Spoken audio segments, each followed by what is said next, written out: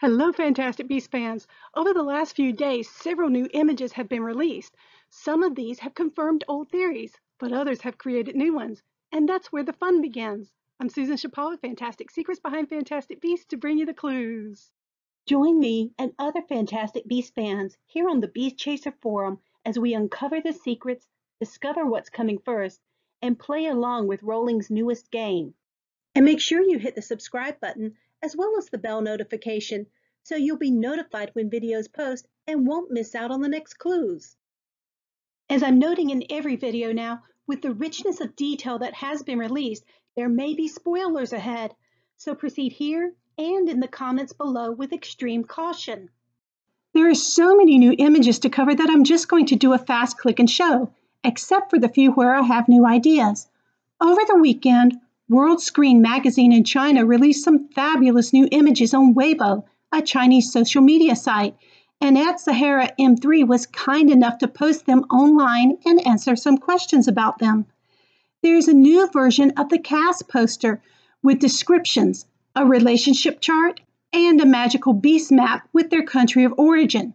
Sebastien at Wiki Harry Potter did a great job of identifying in English all the beasts on the map, which I'll examine more closely in an upcoming video. And Random at UNC translated one of the descriptive parts for the Matagot cats. Eyes like bells, which at UNC clarified simply means big and round, and follows wizard's orders. We knew about the obedience of the Matagot from our study on them earlier in a video with Universe Harry Potter, before their name was even announced. Also, as we said back in July, cats' eyes are considered windows to a supernatural realm, or the underworld, both for spirits to look out and see us, or, if we look closely, we can get a peek at them. Are Rowling's Matagot cats similar to the demigods, giving a hint of what's to come, sounding an alarm when something is about to occur, but, in the cat's case, of a supernatural nature, perhaps like those fiery dragons in the graveyard? Which leads to the most fascinating reveal from the beast map. The fiery dragon is labeled as a Swedish Short Snout, and here I thought it was just a supernatural spirit. In Newt's textbook, he says, the Swedish Short Snout is an attractive, silvery blue dragon whose skin is sought after for the manufacture of protective gloves and shields. The flame that issues from its nostrils is a brilliant blue and can reduce timber and bone to ash in a matter of seconds. I hope none of our heroes get caught up in the flame of that dragon in the graveyard. Newt's description definitely seems to describe the magical dragon. But before I get carried away on theories, there's more here. In the character poster and a character relationship poster, a huge reveal is made.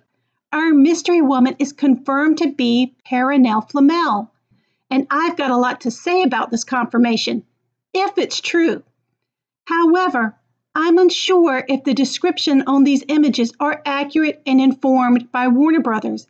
At Wizard Who gave us the most accurate information regarding the Zowu before it was announced, is checking with her contacts at the magazine to verify the accuracy of the descriptions and that they are not assumptions.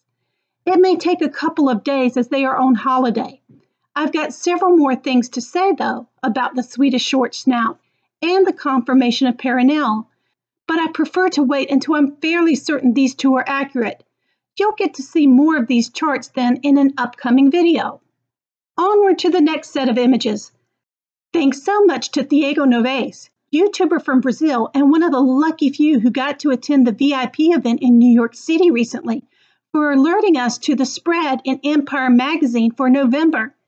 He said he was most excited to see that the magazine's article referred to some sensual moments between Dumbledore and Grindelwald, as well as confirming that the bridge scene takes place at Hogwarts. I'm most excited about that last part as well, as it helps confirm at least part of my last two theories about the survivors being transported back to Hogwarts. For the sensual scene Thiago refers to, we're all guessing that it's the memory we see of younger Dumbledore and younger Grindelwald. And I think, hope that the way they're touching their hands not only hints at the relationship between them, but also the unbreakable vow they may have made, which we discussed in a prior video. But there are other intriguing images in the magazine spread as well. Look, here. Could this be the scene where Lita faces her Bogart? It gives us no clue as to what her Bogart is, but does show that we'll see it. I can't wait. And then this image from inside the Lestrange mausoleum. It's enlarged to show Newt is there as well, standing behind Lita and Tina. But we already knew that due to this other image of Lita from inside the mausoleum as she talks to Newt. From here, we progress to an image of Dumbledore arguing with himself in the Mirror of Erised. And I do believe Chiana pegged this one way back 2 months ago when she said she believed Dumbledore's line about muggles not being inferior was him talking to himself in the mirror. Way to go, Chiana. We get a glimpse of Nagini and Credence holding hands in the amphitheater.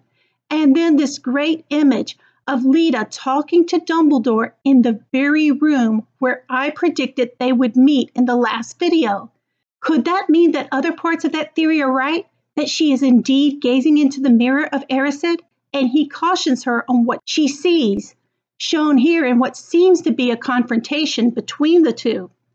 But perhaps the biggest reveal in this set is Queenie in the amphitheater. This is new. To be honest, I don't have a strong theory on what's going to happen with Queenie in this scene yet. I have certain gut hunches though.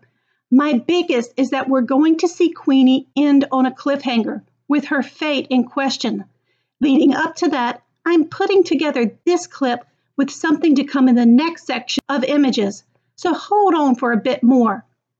Finally, yesterday, we got some new treats from a show in Japan with head prop maker Pierre Bohanna.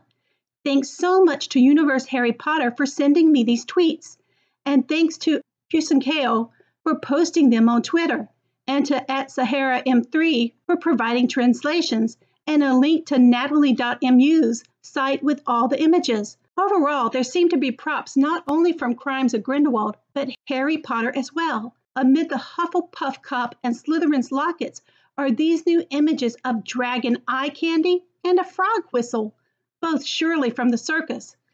Then, in a surprise, we see monitor wristbands that Dumbledore wears to track his movements, placed upon him by the Ministry.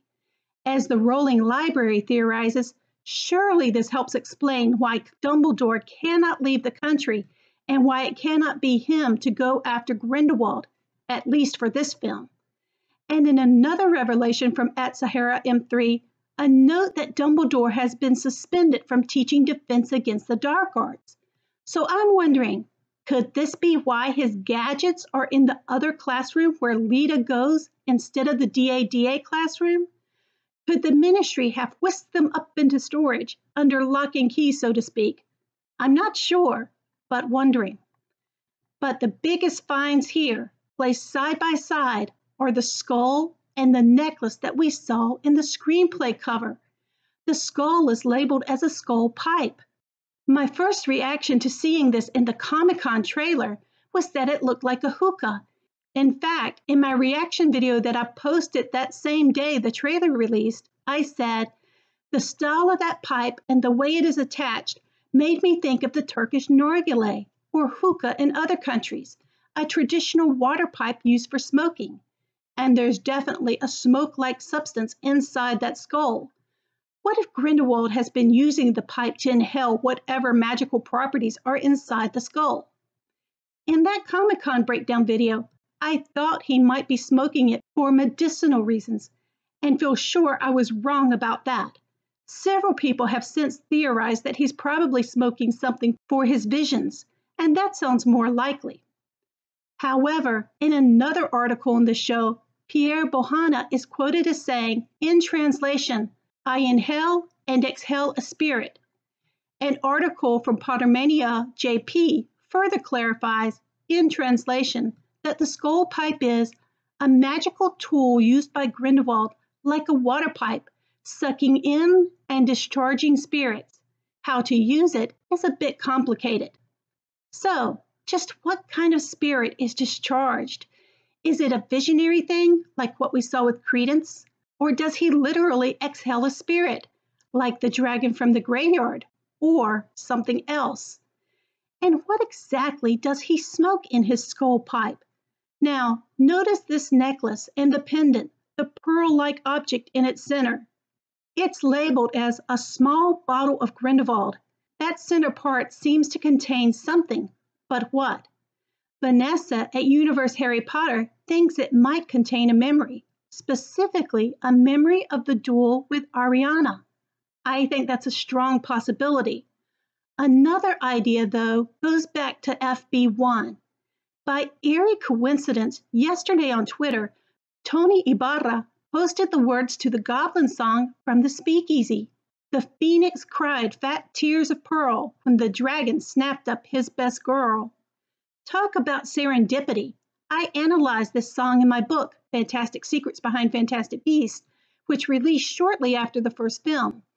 The song features 5 beasts, and I theorized that we might see each of these 5 featured in upcoming films. Now, we already know we're seeing a dragon in this one, and it seems extremely likely with all the symbols that we'll also see a phoenix. And those fat tears of pearl look to be present in the center of this necklace's odd pendant. But who could the best girl be? Perhaps someone who's been getting very close to Grindelwald in this film. Someone we now know also happens to be in the amphitheater. Queenie. I know this next bit is shaky, and I'm not sure of it, but I just want to toss it out there and see what you think. I'm associating this necklace bottle with Queenie. I believe that Grindelwald used Queenie, with her unique skills at legilimency, to complete a task for him, to obtain the contents of that pearl-like vial in the necklace. After all, he saw firsthand how she single-handedly whisked 2 escaped magicals and a no-mage out from under his very nose at Macusa. What is also possible is that this is the key that everyone was after in the Ministry archives, probably in the Lestrange vault, even though it's called a bottle of Grindelwald, and that Queenie got to it first. And now she is here at the amphitheater to present it to Grindelwald. What I imagine happening is that once she has given the vial to Grindelwald, he has the final ingredient to complete his dark magic ritual. He performs his alchemy experiment. He inserts the contents into the skull through the hole, smokes it, and releases a spirit. Then Queenie, the best girl, is no longer useful. She's sacrificed to the dragon as some sort of blood ritual, and her fate is left unknown. Let's just hope that those phoenix tears, as we learned about in Chamber of Secrets, really do possess great healing power. So I'm sorry to leave you on a cliffhanger, but I need to finish up some research and verify the accuracy of some links. Then I'll delve deeper into this theory and more in the next video. Finally, I want to give a special shout out to Universe Harry Potter and the Rolling Library. I appreciate Universe Harry Potter keeping me in their loop, as they are the first to discover so many goodies online. And the Rolling Library has so many innovative projects. Have you seen their recreation of Rolling's old website? It's amazing. The Rolling Library also includes my articles in many of their issues, like the one coming out any minute now. So please be sure to check both sites out. So, what do you think? Were you surprised to see Dumbledore wearing monitor wristbands? And why do you think Queenie is at the amphitheater? Please share your thoughts in the comments. Also, please check out my new fan shop on Amazon for books and Funko Pops and wands and all things Fantastic Beasts.